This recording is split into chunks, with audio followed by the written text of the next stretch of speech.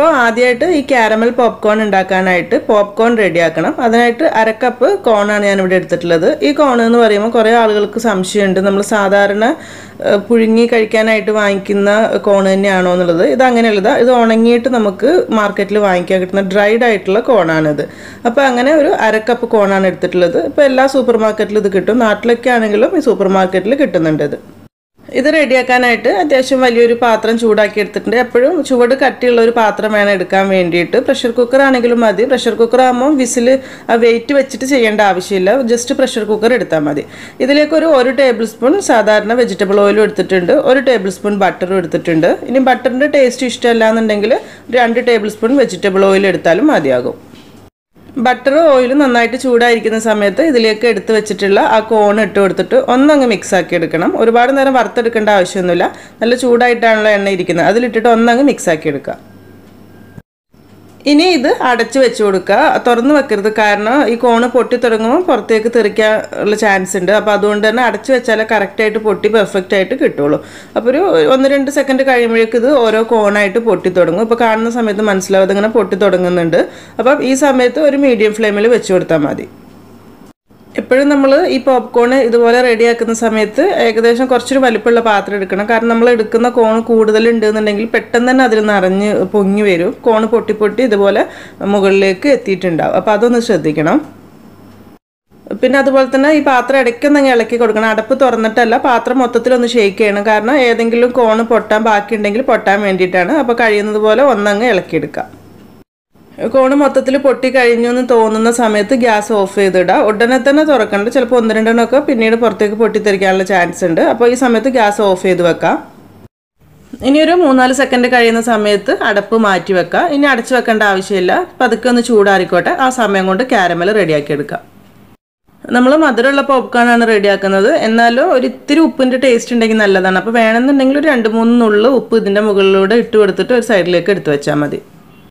ഇനി കാരമൽ റെഡിയാക്കാനായിട്ട് ഒരു 1/4 കപ്പ് പഞ്ചസാരയാണ് എടുത്തിട്ടുള്ളത്. നല്ല മധുരം ഉണ്ടാവും ഈ 1/4 കപ്പ് പഞ്ചസാര ഉണ്ടെങ്കിൽ. അപ്പോൾ അത്രയ്ക്ക് മധുരം വേണ്ടാന്നുണ്ടെങ്കിൽ ഒരു 1/2 കപ്പ് പഞ്ചസാര മതി കേട്ടോ. ഓരോരുത്തരുടെയും മധുരത്തിനനുസരിച്ച് വ്യത്യാസം വരുത്താം. ഞാൻ ഫോട്ടോയിൽ കാണുന്ന സമയത്ത് ഒരു ഇത്തിരി ഭംഗി കിട്ടാൻ വേണ്ടിയിട്ട് മൊത്തത്തിൽ കവർ ചെയ്തിരിക്കുമ്പോഴാണല്ലോ നല്ലൊരു ഭംഗി ഉണ്ടാവുള്ളൂ. അപ്പോൾ അതിനുവേണ്ടി 1/4 കപ്പ് പഞ്ചസാര എടുത്തിട്ടുണ്ട്. ഇതിലേക്ക് ഒരു 1/2 കപ്പ് വെള്ളവും കൂടെ ചേർത്ത് കൊടുക്കുക. അപ്പോൾ നിങ്ങളിപ്പോൾ 1/2 കപ്പ് പഞ്ചസാര എടുക്കുന്നതെന്നുണ്ടെങ്കിൽ 1/2 കപ്പ് വെള്ളം കൂടെ ചേർത്താലും മതിയാകും. ഇതൊന്നങ്ങ് മിക്സ് ചെയ്ത് കൊടുക്കുക. ഇനി ഇത് കുറച്ച് അധിക സമയം വേണ്ടി വരും കാരമൽ നല്ലൊരു കളറായി കിട്ടാൻ വേണ്ടിയിട്ട്.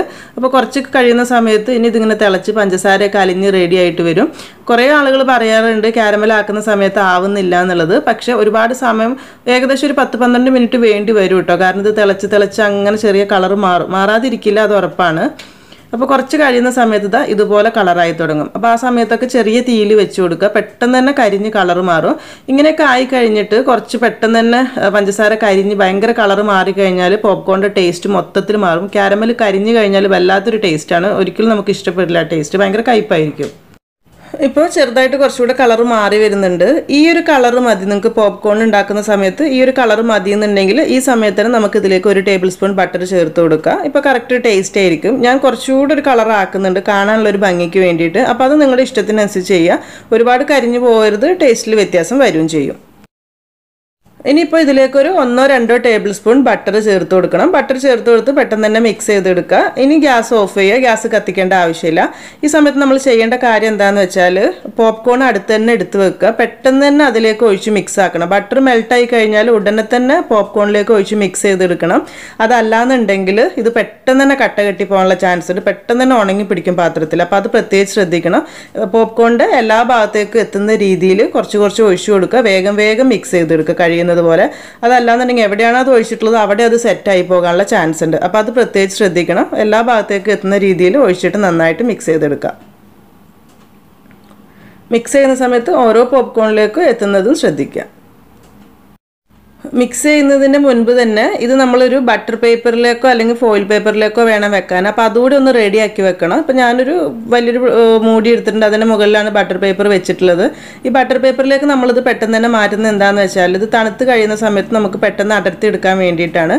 ഇത് ഇതുപോലെ തന്നെ ആ പാത്രത്തിൽ തന്നെ മിക്സ് ചെയ്ത് വെച്ചാൽ മൊത്തത്തിൽ കട്ട പിടിച്ചെടുക്കാനായിട്ട് ഭയങ്കര ബുദ്ധിമുട്ടായിരിക്കും, കറക്റ്റ് തണുത്ത് കിട്ടൂല. അപ്പോൾ ആവശ്യത്തിനുള്ളത് 1-2 ബട്ടർ പേപ്പർ ഇതുപോലെ എടുത്ത് വെച്ചിട്ട് പെട്ടെന്ന് തന്നെ ഇതുപോലെ നിരത്തി എടുക്കണം. ഒരു തവി വെച്ചിട്ടൊന്നങ്ങ് ഇളക്കി കുത്തി പെട്ടെന്ന് അങ്ങ് നിരത്തി എടുത്താൽ മതി. ഞാനിപ്പോൾ 2 ഷീറ്റ് ബട്ടർ പേപ്പറിലേക്കാണ് ഇത് എടുത്തിട്ടുള്ളത്. ബട്ടർ പേപ്പർ ഇല്ലെങ്കിൽ അലുമിനിയം ഫോയിൽ പേപ്പർ ആയാലും മതി കേട്ടോ. ഇനി ഒരു കാര്യം ശ്രദ്ധിക്കേണ്ടത് എന്താ വെച്ചാൽ കണ്ടില്ലേ, ഞാൻ പറഞ്ഞല്ലോ ഇത് പെട്ടെന്ന് തന്നെ കട്ട പിടിച്ച് പോകാനുള്ള ചാൻസ് ഉണ്ട്. തണുക്കുന്ന സമയം കൊണ്ട് പെട്ടെന്ന് ഇതുപോലെ കട്ട പിടിച്ചിരിക്കും. അപ്പോൾ അതുകൊണ്ടാണ് പെട്ടെന്ന് തന്നെ മിക്സ് ചെയ്ത് റെഡിയാക്കി എടുക്കണമെന്ന് പറയുന്നത്. അപ്പോൾ ഇനി ഈ പാത്രം കഴുകിയെടുക്കുക എന്നുള്ളത് ചിന്തിക്കുന്നുണ്ടാവും ഇത്തിരി ബുദ്ധിമുട്ട്. നമ്മൾ സാധാരണ ഡിഷ് വാഷും സ്ക്രബ്ബറും ഉപയോഗിച്ച് കഴുകാതെ ഇതിലേക്ക് കുറച്ചധികം വെള്ളം ഒഴിച്ചിട്ട് ഒരു 1-2 മിനിറ്റ് അടുപ്പിൽ വെച്ച് നന്നായിട്ട് തിളപ്പിച്ചെടുത്താൽ പാത്രം കംപ്ലീറ്റ് ക്ലീൻ ആയിട്ട് കിട്ടും. അതല്ലാതെ നമ്മൾ എത്ര സ്ക്രബ്ബർ വെച്ച് കഴുകാൻ നോക്കിയാലും ബുദ്ധിമുട്ടായിരിക്കും. അപ്പോൾ അതുകൂടെ ഒന്ന് ശ്രദ്ധിക്കണം. ഇത് ഇനി ഒരു 4-5 മിനിറ്റ് ഇതുപോലെ തന്നെ അങ്ങ് ഇരിക്കുന്ന സമയത്ത് കറക്റ്റ് റെഡി ആയി കിട്ടും. ചൂടൊക്കെ പോയി തണുത്ത് നല്ല ക്രിസ്പി ആയിട്ട് കിട്ടിക്കോളും. അപ്പോൾ ഇതുപോലെ തന്നെ ഇത് റെസ്റ്റ് ചെയ്യാൻ വേണ്ടിയിട്ട് ഒരു 5 മിനിറ്റ് ഇവിടെ തന്നെ വെക്കാം. ഇതെന്ന് പറയുമ്പോൾ ശരിക്കും കോൺ നമ്മൾ ഇതുപോലെയൊക്കെ ചെയ്യുന്ന സമയത്ത് കോൺ സിറപ്പും അതുപോലെ തന്നെ ബ്രൗൺ ഷുഗറൊക്കെ ഉപയോഗിച്ചിട്ടാണ് കൂടുതലും ചെയ്യുന്നത്. പക്ഷെ നമുക്ക് വീട്ടിലിപ്പോൾ എല്ലാവരുടെയും വീട്ടിൽ എപ്പോഴും കോൺ സിറപ്പും ബ്രൗൺ ഷുഗറും ഒന്നും ഉണ്ടാവില്ല. അപ്പോൾ കുട്ടികൾക്കൊക്കെ ഏറ്റവും ഈസി ആയിട്ട് ഉണ്ടാക്കി കൊടുക്കാൻ പറ്റുന്ന പഞ്ചസാര ആകുമ്പോൾ എപ്പോഴും നമ്മളെ വീട്ടിലുണ്ടാവുമല്ലോ. അപ്പോൾ അത് വെച്ചിട്ട് ചെയ്യാൻ പറ്റുന്ന നല്ലൊരു രീതിയാണിത്. ഇപ്പോൾ ഒരു 5 മിനിറ്റ് കഴിഞ്ഞിട്ടുണ്ട്. നോക്കുന്ന സമയത്ത് നമുക്ക് മനസ്സിലാവും ഇതുപോലെ ഇങ്ങനെ പൊട്ടിച്ചെടുക്കാനായിട്ട് പറ്റും. കറക്റ്റ് നല്ല ക്രിസ്പി ആയിട്ടാണ് വന്നിട്ടുണ്ടാവുക. അപ്പോൾ ഓരോന്നും ഇതുപോലെ അങ്ങ് അടർത്തിയെടുത്താൽ മതി. നിങ്ങൾക്ക് ചെയ്യുന്ന സമയത്ത് തന്നെ മനസ്സിലാവും. പിന്നെ ആദ്യം പറഞ്ഞ പോലെ തന്നെ മധുരത്തിൻ്റെ കാര്യം ഒന്ന് ശ്രദ്ധിക്കണം കേട്ടോ. ഇതിപ്പം ഇതേ രീതിയിൽ മധുരം വേണമെന്നുണ്ടെങ്കിൽ 3/4 കപ്പ് പഞ്ചസാര തന്നെ എടുത്തോളൂ, കുഴപ്പമില്ല. വളരെ കുറച്ച് മധുരം മതി. അതായത് ചില കോണിൽ മാത്രം മധുരം മതി, അല്ലാത്തത് വൈറ്റ് കളർ തന്നെയാണ് മതി എന്നുണ്ടെങ്കിൽ ഒരു 1/2 കപ്പ് പഞ്ചസാര ആണെങ്കിൽ അവിടെ ഇവിടെയൊക്കെ മധുരം ഉണ്ടാവും. കാരണം മധുരം കൂടിക്കഴിഞ്ഞാൽ പെട്ടെന്ന് മത്താവുന്ന പോലത്തെ ആയിരിക്കും. ഒരുപാട് കുട്ടികൾക്കൊക്കെ ആണെങ്കിലും പ്രശ്നം തന്നെയാണ്. അപ്പോൾ അതുകൊണ്ട് അതൊന്ന് നോക്കി ചെയ്താൽ മതി. ഇപ്പോൾ നമ്മുടെ കോണ് കറക്റ്റ് റെഡി ആയിട്ടുണ്ട്. ഇതൊരു ഗ്ലാസ്സിലേക്കോ എങ്ങനെയാണ് നിങ്ങൾക്ക് സെർവ് ചെയ്യാൻ ഇഷ്ടമെന്നുണ്ടെങ്കിൽ അതുപോലെ ചെയ്തെടുക്കാം. ശരിക്കും നല്ല ക്രിസ്പി ആയതുകൊണ്ടാണ് നമ്മൾ ഇതിടുന്ന സമയത്ത് നല്ല സൗണ്ട് കേൾക്കുന്നില്ലേ, നല്ല ക്രിസ്പിയാണിത്.